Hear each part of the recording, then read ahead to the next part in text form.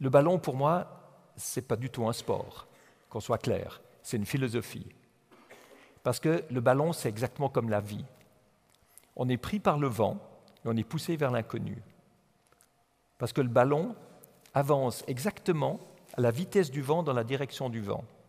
Un peu comme nous dans la vie, nous sommes poussés par les vents de la vie, par tout ce qu'on ne contrôle pas, tout ce qui nous pousse vers l'inconnu. C'est des décisions politiques, c'est des règles économiques, c'est des crashs financiers, c'est des pandémies, des accidents, des rencontres, des ruptures, l'amour, le succès, l'échec. Tout ça, c'est les vents de la vie. Alors quand vous êtes dans un ballon, vous sentez très bien que vous êtes poussé par le vent, vous sentez très bien que vous n'avez pas le contrôle, sauf si vous comprenez que l'atmosphère est faite de couches météorologiques très différentes qui ont toute une autre direction et une autre vitesse. Donc si vous voulez aller plus à gauche ou plus à droite, vous devez voler plus haut ou plus bas. En d'autres termes, comme ça a été expliqué dans l'introduction, si vous voulez changer de direction, vous devez changer d'altitude. Et dans la vie, c'est exactement la même chose. Dans la vie, si on veut reprendre son destin en main, il faut changer d'altitude.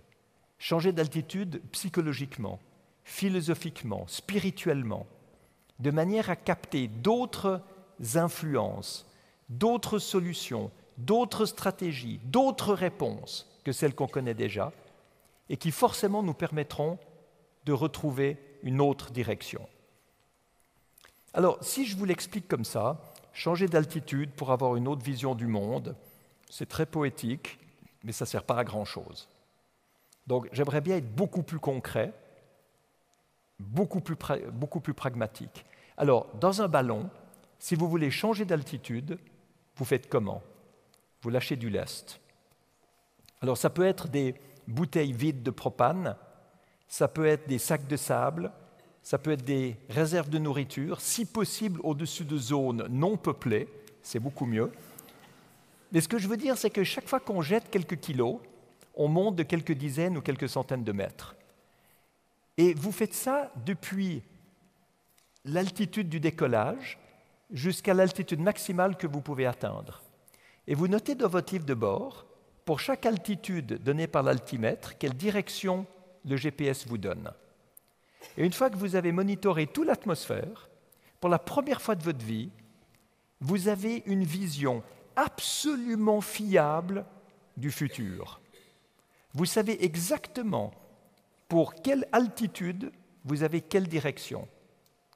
Et après, vous ramenez le ballon, en redescendant, à l'altitude où la direction est celle que vous voulez.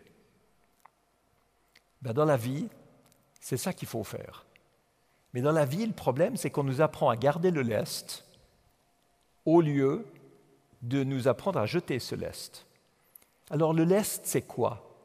C'est les certitudes, les habitudes, les points d'exclamation, les croyances, les convictions, les axiomes, les paradigmes, les dogmes, mais tout ce qu'on apprend à garder parce qu'on nous fait croire que c'est ça qui nous renforce, que c'est ça qui nous rend fort. Mais pas du tout, ça nous rend lourd, ça ne nous rend pas fort. Et ça, il faut apprendre à le passer par-dessus bord.